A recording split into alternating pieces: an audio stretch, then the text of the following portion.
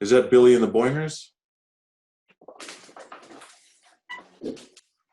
Just hit me.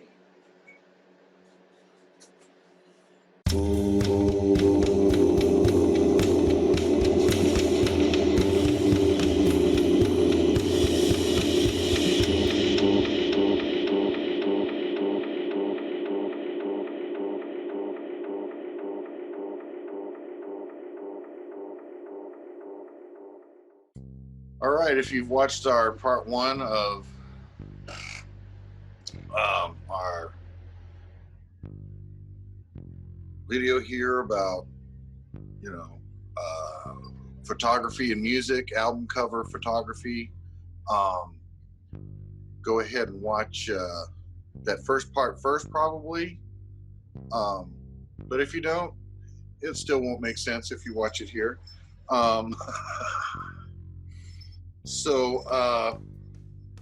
Yeah, we did our first 5 yesterday. You did 5, I did 5.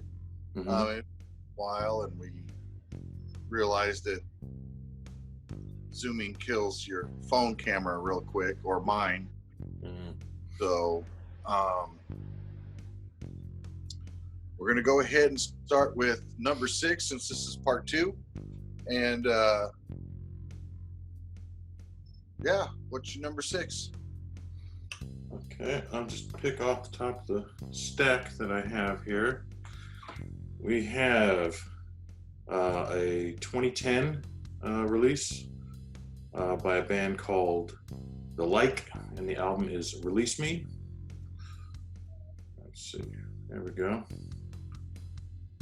And so for a 2010 band, I like that it's a super throwbacky cover.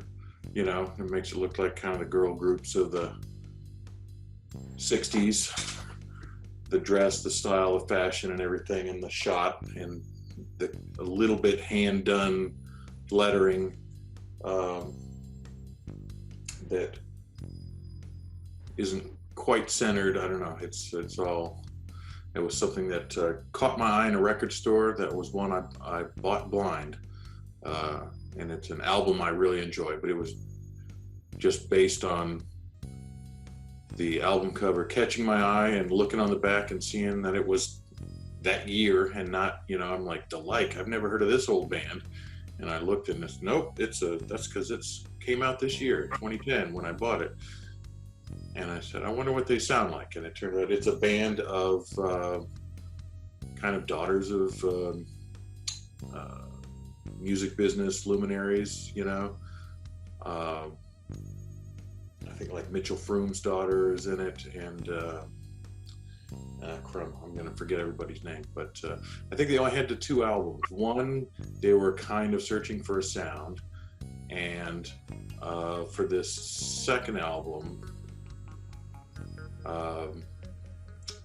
they got this sort of go-go garage band hybrid sound, that's kind of raw and punky and fun and stuff, kind of maybe in the Fratelli's vein. But hopefully we'll have the album cover up where you can look at it. You'll notice that their dress spells out the band name. Their dresses say Like on there. That's a fun little detail, but I like this, the sort of the fakeness of it. It was a photo by Skye Parrot, and it seemed to be the only album cover I could find in her portfolio. She is kind of a jack of all trades in the graphic arts, and is apparently currently the editor-in-chief at Playgirl magazine, which I didn't even realize was still a thing. So yeah, kind of interesting path for the photographer, but I guess it started magazines and it's kind of more in publishing, I guess, than strictly in photography, but does on her website, she's got lifestyle photographs and advertising photographs and stuff like that. But this was the only album cover that I could see. And so, yeah, I just, as a concept, I like it as a total throwbacky kind of, you know, Motown girl group kind of cover. You know, it got the little slinky go-go dresses and doing very unnatural poses. And I just like it. I think it's good. Yeah. Yeah. When I saw that just now, because I'm not aware of them, it totally made me think of like the old '60s, you know, Supremes and stuff like that. But they're all white girls, so I guess it would be more like the Shags or something. I don't know. Mm-hmm. Hopefully, it's better than the Shags. Yeah, no, it's good stuff. It's good music. Right on. I'll have to check that out. My number 6 is Singles Collection, or Singles Volume 1 and 2 by the OCs. I picked this for a couple of reasons. One, it's interesting to me because this is the album Help by the OCs, and this is the album, this little face here is the album Sleeping in the Master's Bedroom May Not Be Such a Bad Idea, which I already know I got that wrong. Dude, I practiced that shit too. But this album is all the singles that the OCs put out that didn't appear on these 2 albums. And what makes this picture interesting is it's 2 fans, obviously at a concert. They did this picture, and the picture is taken by Bridget Dawson, who at the time was a member of the OCs. She's currently not an official member of the OCs, but she still does background vocals, and she'll still pop up on newer albums. I just like the fact that you know, it's a picture from the band. It's probably, did you hear that? That sounds like a bark from a cat. Yeah. So yeah, so I just really like the fact that it almost seems to be very self-aware of itself because it has 2 album covers on it.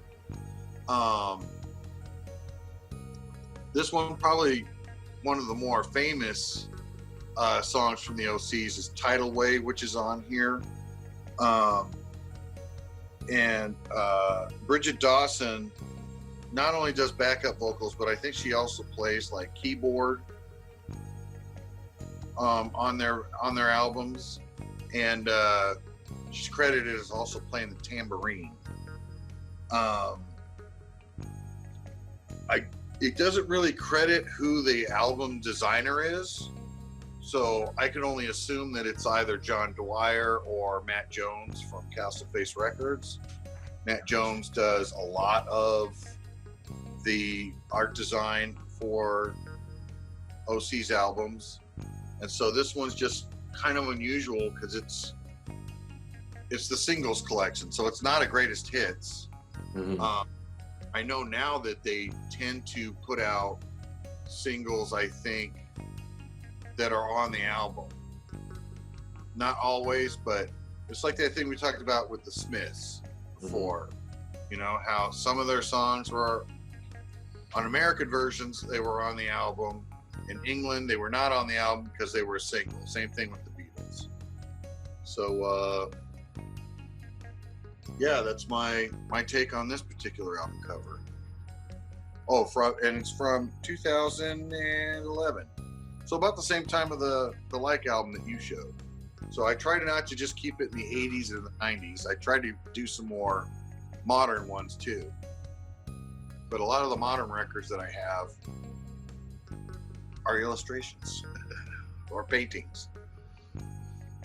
Yeah, and a lot of the modern records don't feel like they put a lot of effort into the cover since they're less physical media based, these days. It's more streaming, and so it's almost like the cover is an afterthought a lot of times. But the sticker, is that part of the big yellow round sticker? Is that part of the cover? That's the hype sticker. I just cut it off the cellophane and just stick it in the front. Okay. So that's not where it was stuck. No, it was originally stuck like up. Okay. I didn't know if that was commentary of any sort, because I can't read what's on it, but it's like over the crotch. No, the guy is not pulling a dick out. No, okay. Not their first two albums and their first EP. So it's a cool concept for a cover. It's a unique, I don't think I've ever seen that before. And I don't know if anyone would be credited, because are there any words? Like, does it say OCs or anything on the... Not on the... OCs rarely put their name on the front cover. So it's kind of like here was, you really didn't see the band on the cover ever until integration. And so the OCs are basically the same. So instead of putting themselves on the cover, they got two fans on there, which I'm sure these two guys are tickled pink. If they went to this trouble to go to a show, then they're really enjoying the fact that they're immortalized on an OC record. Indeed. But you touched on something just recently here when you were talking about how it seems like bands are kind of half-assed about making album covers, because now it's just a little thing about that big on your phone. And I have noticed that people still put a lot of work into their covers, even though it never makes it on the physical media. I've been watching a channel called 666 Mr. Doom, and it's a lot of metal acts out of Spain. And they put so much effort into some of these covers. They look absolutely great. But when you go to look up these albums or anything, they're not even on Bandcamp or anything, And so it's like a little twist, because I was disappointed going from this down to CD size. And it was kind of the phone, and I was like, you know what? I want to get albums again, because I'm tired of these little tiny pictures that you don't realize what's even going on. I've shown Dookie by Green Day before, and that literally, if you have it this big, you cannot see all of the stuff that's going on in that picture. Mm-hmm. And it's even tough when you see it on CD. But when I finally got the album, it really opened up what was going on within the context of that album cover. Yeah, all the little details and stuff. So yeah, that does feel like it's something that is, to me, I mean, you're saying the exact opposite, but it feels to me like it's something that has been lost in recent years, where like the last Neil Finn album was just a very dull picture of his head. It was just a headshot that, again, might look nicer on the mantelpiece than it does on an album cover. The last couple of Elvis Costello album covers have been horrific. They've been so ugly. I can't even. That it just feels like they were thrown together in about 15 minutes. Yeah. But, I don't know. It's maybe you're just confirmation bias. You're looking for the things that represent the thing that you already think. But it does feel to me like there's less effort in album covers lately. Yeah. I feel a little gypped. I think that's why I went back to albums again. Because I get the convenience, but in order to get that convenience, you definitely have to give up other things, and in both ways, hey, your phone's always going to be in your pocket. So if you have streaming music, anything you want to hear is in your pocket, and I get that. But it's not the same experience as having physical media, sitting down, reading the liner notes and all that kind of stuff, you know, which is what was my feeling behind this idea was, you know, why I enjoy records. It's not just about the music. That's not the end of the video. Just being able to, you know, read the liner notes and stuff like that. It's something that seems so simple that you just don't get streaming services. So that's my number 6. All right. I'm just realizing now, for no particular reason, there's a preponderance of female acts left on my stack here. But that's all right. My next one is let me hit the year here, 1988 debut album from Tracy Chapman. And feels like a really good representation of kind of the both stoic but shy nature. That I found some decent information about that album cover. Actually, listened to a little interview about it. The photographer is named Matt Mahurin, and has done a lot of album covers, but again more for I think metal bands and stuff. And like Tom Waits, I think. And so his method at the time was to take a photo, process the photo, and then take a photo of that photo. So it's almost like the mimeograph or whatever, to bring take a little bit of definition out, add a little bit of grain and life to it. And he did a little bit of Photoshop, but you see, it's a very grainy, soft look, and it was something achieved, I guess, in about 30 minutes. He was already established, but still early in his career. It seemed like the first couple of years,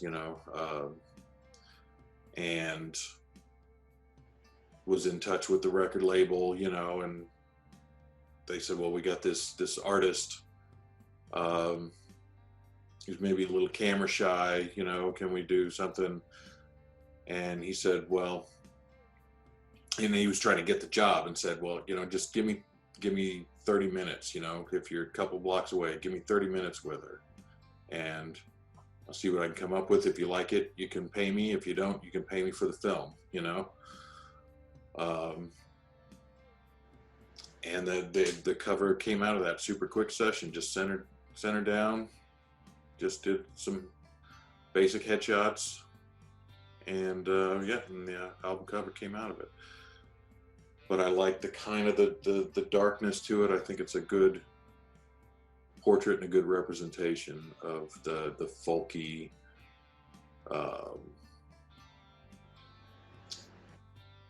and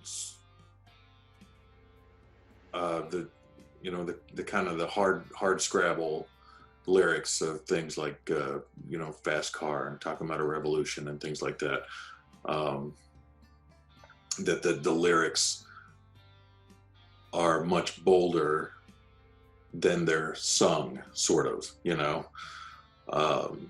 and so I feel like it's a good match and a good cover. Yeah, I remember Fast Car. I mean,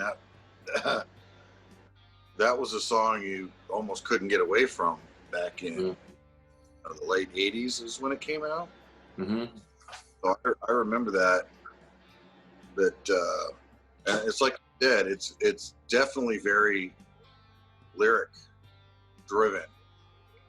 She has very simple simple music with simple hooks. Excuse me.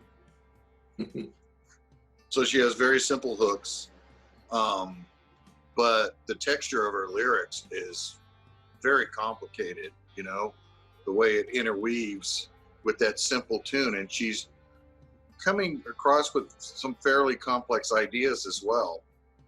And that was the one thing. I don't have anything by her now. I think that was a CD that I got rid of a long time ago, and it might have been more of a thing where, oh, that was a product of its time. Because, I mean, after that album, you just didn't hear from her at all. Pretty much. She had, again, like "Give Me One Reason" or something that came out a few years later, but really, like on the radio, I think there was only one other song ever. And so I don't even know if she's still releasing albums. I know she has released more albums, but yeah, that was she went fast out of the gate and had a big hit, and I assume it's probably still her biggest record. I wonder if it's like being typecast at a movie. You know what I'm saying? When your first single you put out is a huge hit like that, you know, and then from on you're the fast car. You're the fast car lady. You know what I mean? Not even Tracy Chapman anymore. You're the fast car lady. Yeah. You know. And so I find that I can't remember too many. I mean, that's a long time ago now. It's like 30 years ago when I had that CD. And it's a good one though. It's good. I remember it being good all the way through. Yeah. And what was the other one that was kind of a hit off of that one? The Revolution. We're talking about a Revolution, and I'm gonna, because I forget which ones were singles because they're all just good songs. She's Got Her Ticket, maybe. I don't know. She's Got Her Ticket's a great song. Mountains of Things is a great song. But I forget which ones were actual singles other than Fast Car, and I'm pretty sure Talk About a Revolution, but I'm not positive.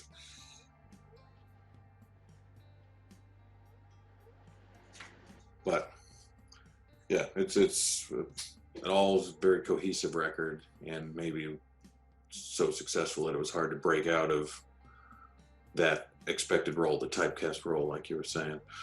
I have no idea, but once she put one song that was much more rocky, had much more rock tones to it than the folk,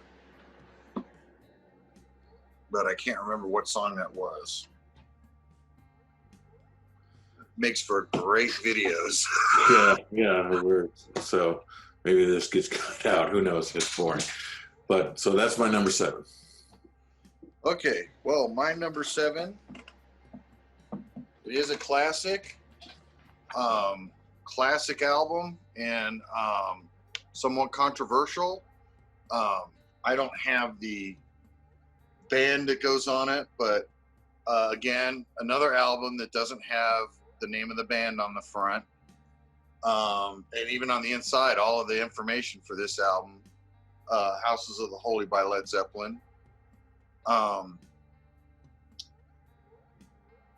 It does come with a strip that goes right across here usually, and actually in some countries all the butts are,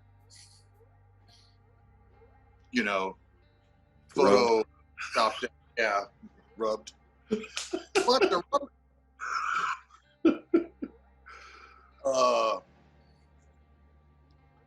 And I could see what the controversy is on it, because it's kids, and I don't think it was such a big issue maybe in the day, but today, you know, with the internet, it makes it much more controversial. It's one of those things, I think, that over time it's become much more controversial than it was when it first came out. The idea behind this was it was inspired by the book by Arthur C. Clarke, Childhood's End. And so this is photographed famously at a place in Northern Ireland that's called Giant's Causeway. Mm-hmm. And, it's a formation that I believe has to do with like volcanic activity. So this is an old dead volcano, if I understand it correctly.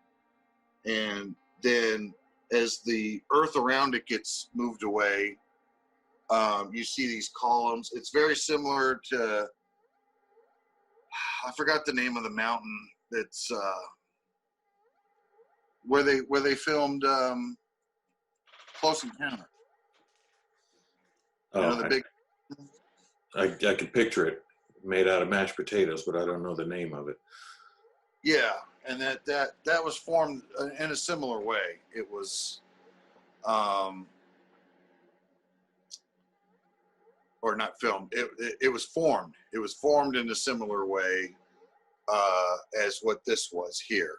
That it's old, you know, balsamic rock and stuff like that. The photographer for this one is Aubrey Powell. He was a famous photographer for Hipgnosis. So this is a Hipgnosis designed thing. And actually, there's, even though you see all of these kids, and even on the back, it's only 2 kids. They've been superimposed into different spots. So actually, this is a manipulated photo in the sense that they had 1 boy, 1 girl. That's all they had. And then they just photographed them in different spots on there to make it look like more kids. Mm-hmm.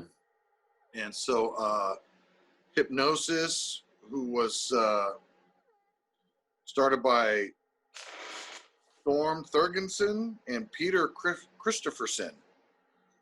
And, you know, they're famous for making album covers for Pink Floyd, 10cc, Bad Company, and a little Wishbone Ash was also had the covers done by Hipgnosis. Very famous album artwork design house, design studio. And then also I think the picture on the inside is also about as equally as famous. Though I don't think this is at Giant's Causeway. I couldn't find where this particular picture was taken. I'm assuming it's nearby, so it's still probably in Northern Ireland, and it's probably close to Giant's Causeway, but it's not Giant's Causeway as far as I can tell.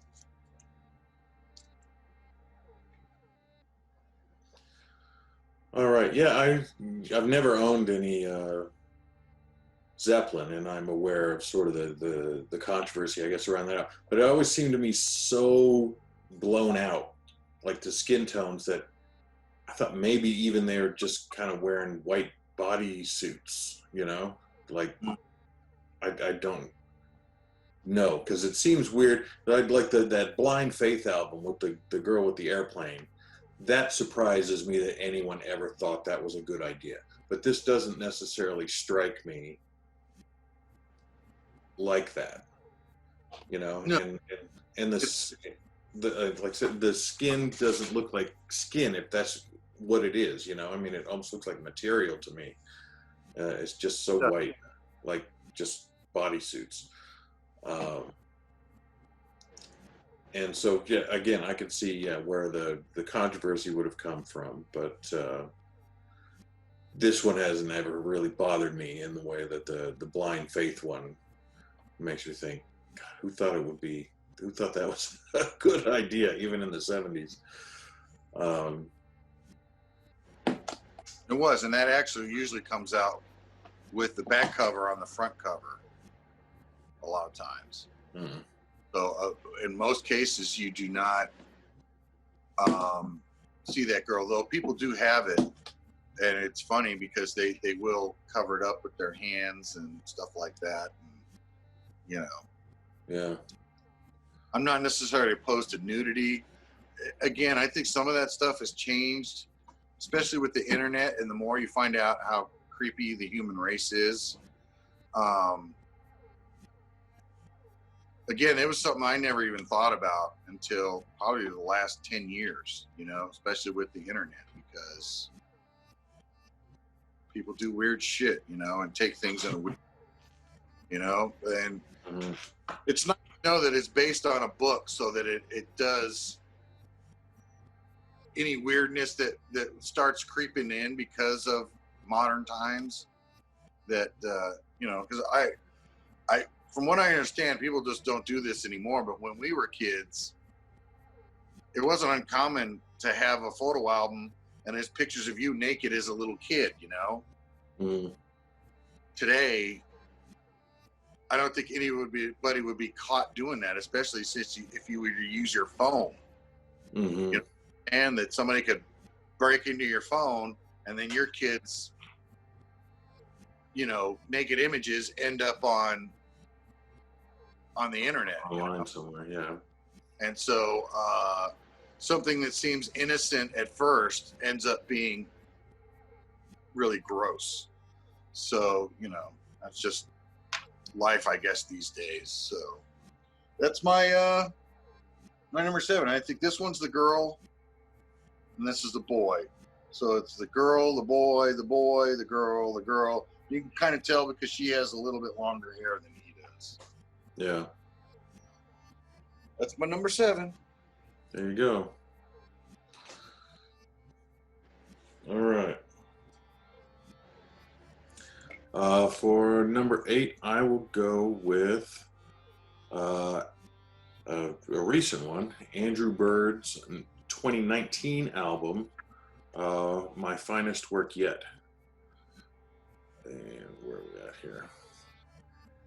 And so this is based on a painting.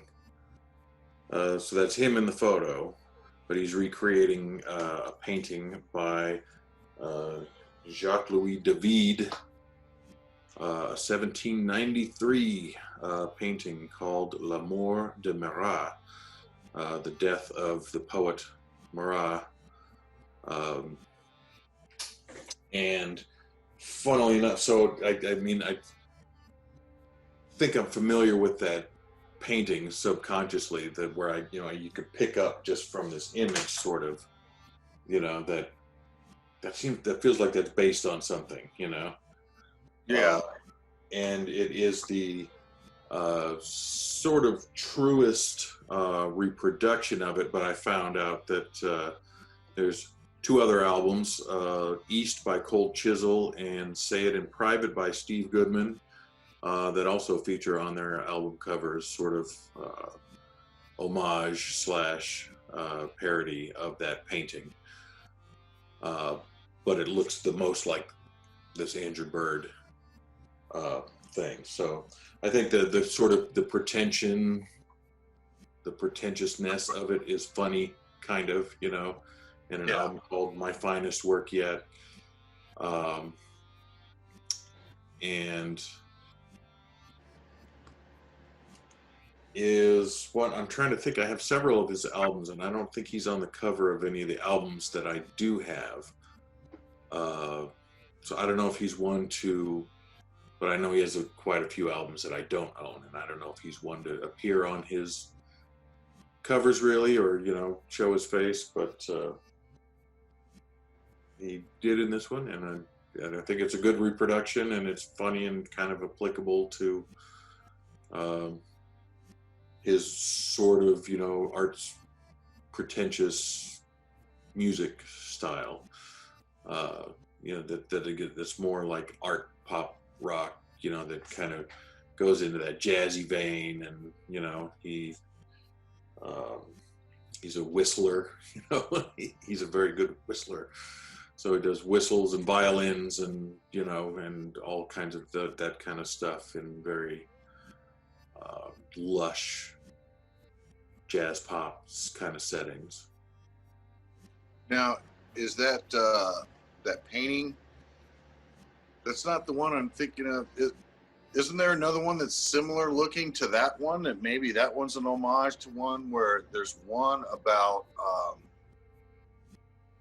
after the crucifixion of Christ with Mary holding Jesus in her lap like that, where, you know, I could see, yeah. Son is a different one. It's when he's when Jesus is a baby. But there is a Renaissance painting that looks very similar to that, of Mary holding Jesus after he was brought off the cross. And it makes me wonder if even that painting that you're discussing is an homage to that other painting, because that was a very common thing. I was reading about that artists got into rivalries, and you would notice in a certain time period that there would be very similar pictures being done